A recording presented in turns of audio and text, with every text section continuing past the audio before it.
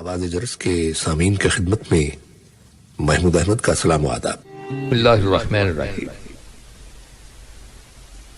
معزز سامعین، انسان کے لیے تقدیر پر ایمان رکھنا بہت ضروری ہے، اور جو شخص تقدیر پر ایمان نہیں رکھتا وہ جنت سے محروم ہو سکتا ہے۔ تقدیر پر ایمان لانے کے کچھ قاعدے اور اصول بھی ہیں۔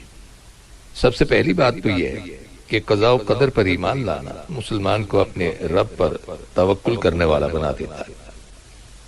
مسلمان وسائل اور اسباب کو اختیار کرتا ہے، لیکن ان پر بھروسہ نہیں کرتا، کیونکہ وہ یہ جانتا ہے کہ ہر چیز اللہ سبحانہ تعالیٰ کی قدرت اور مشیت کے مطابق ہوتی ہے، اور یہ سوچ مسلمان کے دل کو مطمئن اور پرسکون بنا دیتی ہے، کیونکہ وہ جانتا ہے کہ اللہ نے میرے لیے جو کچھ مقرر کیا ہے وہ لازمی ہو کر رہے گا، اور اگر وہ اپنے ارادے میں کامیاب نہ ہو تو غمگین نہیں ہوتا۔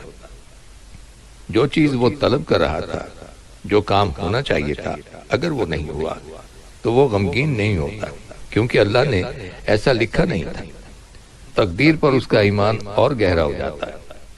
تو تقدیر پر ایمان لانے کا مطلب یہ ہوا کہ اس وقت کائنات میں جو کچھ بھی ہو رہا ہے وہ صرف اور صرف اللہ کی مرضی سے ہو رہا ہے، اس کی پلاننگ کے مطابق ہو رہا ہے۔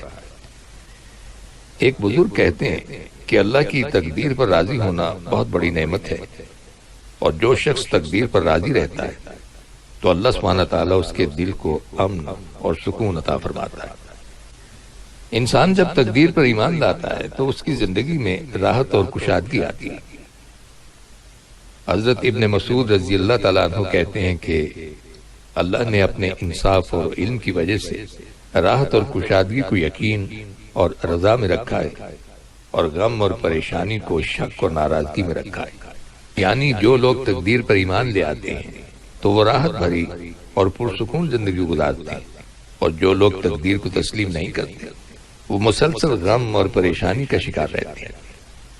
تقدیر کو تسلیم کرنے والے فرد کو قیامت کے روز بلند درجات عطا کیے جائیں گے۔ جو لوگ اللہ سبحانہ تعالیٰ سے ہر حال میں راضی رہتے ہیں اور سمجھتے ہیں کہ جو کچھ ہوا یہ تقدیر میں لکھا تھا، تو قیامت کے دن اللہ تعالیٰ ان کے درجات بلند فرمائے گا۔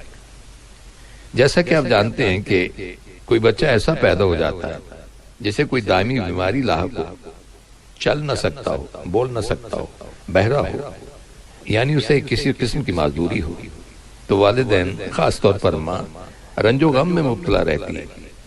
لیکن اگر انسان اسے تقدیر کا لکھا سمجھ لے اور یہ سوچے کہ شاید اللہ سبحانہ تعالیٰ اس کے ذریعے مجھے آسانیاں بھی عطا فرمائے گا، یہ بھی ممکن ہے کہ بچے سارے صحت مند پیدا ہوتے، کوئی تکلیف اور بیماری نہ ہوتی، اور انسان اللہ سبحانہ تعالیٰ کو بھول ہی جاتا۔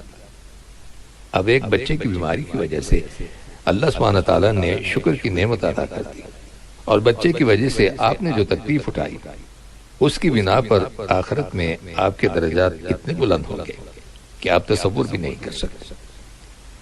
یہ دنیا کی زندگی ہے کیا؟ 60 سال، 70 سال، 80 یا 90 سال، خواہ جتنی بھی ہو، آخر ختم ہونے والی ہے۔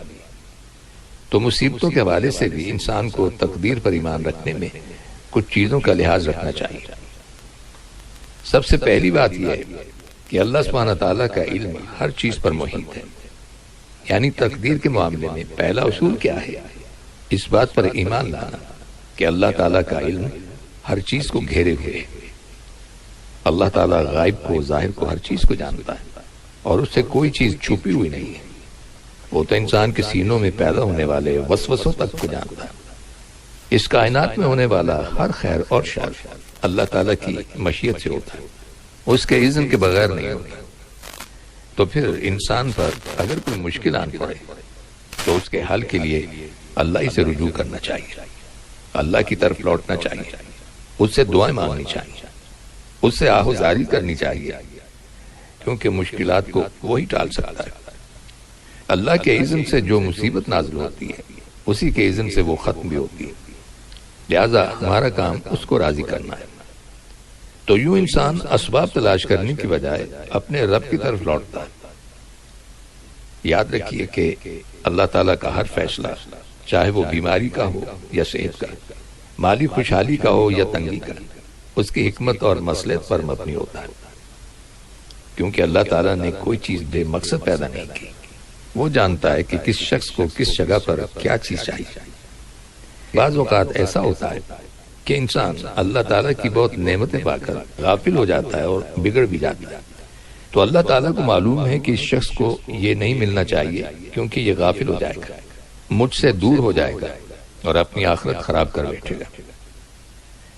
آپ نے دیکھا ہوگا کہ بچے یہ چاہتے ہیں کہ انہیں ایک ٹافی کے بعد ایک اور ٹافی دے دی جائے، اور بعض اوقات تو وہ ضد کرتے ہیں اور رونے لگتے ہیں، لیکن ہوتا کیا ہے کہ ماں بچے کو ایک سے زیادہ ٹافی نہیں دیتی، اس لیے کہ زیادہ میٹھا کھانے سے بچے کے دانت خراب ہو سکتے ہیں، بچہ بیمار بھی ہو سکتا ہے۔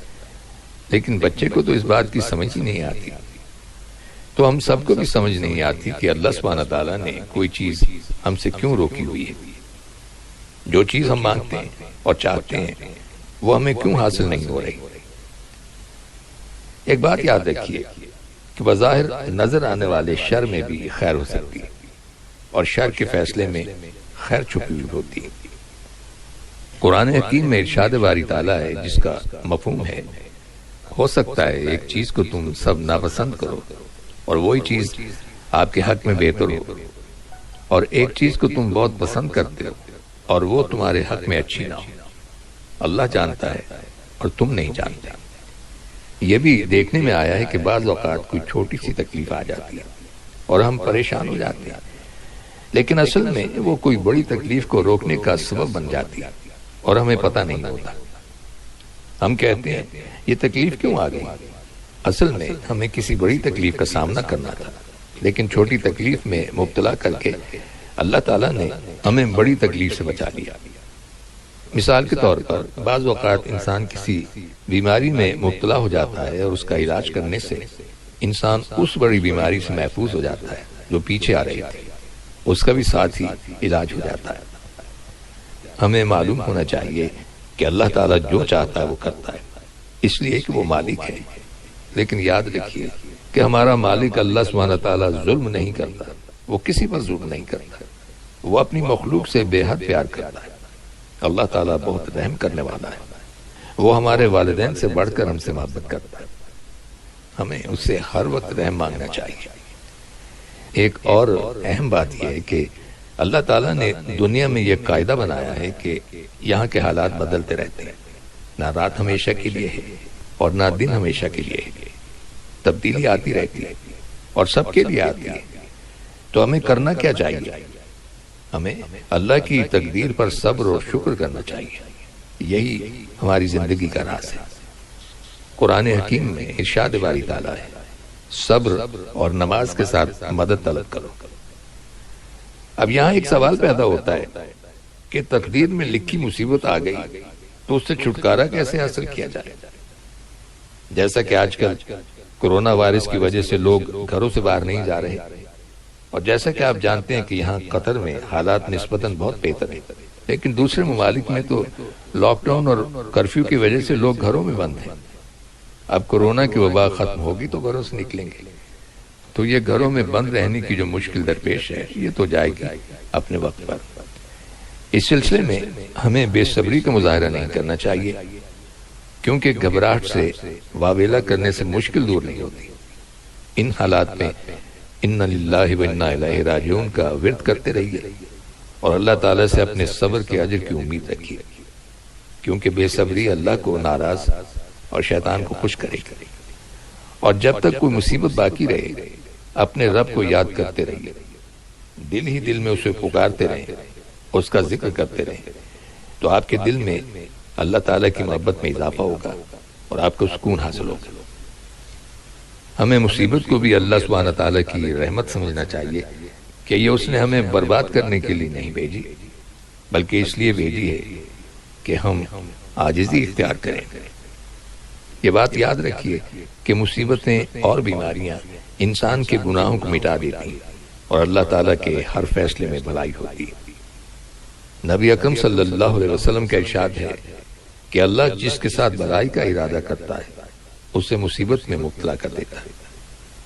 حدیث میں آتا ہے کہ مومن کا معاملہ بھی عجیب ہے، اس کے لیے ہر بات میں بھلائی ہے، اور ہمیں اللہ ہی پر توکل کرنا چاہیے۔ مصیبت پہنچنے پر یہ عقیدہ رکھنا چاہیے کہ یہ اللہ کی طرف سے آئی ہے اور وہی اسے دور بھی کرے گا۔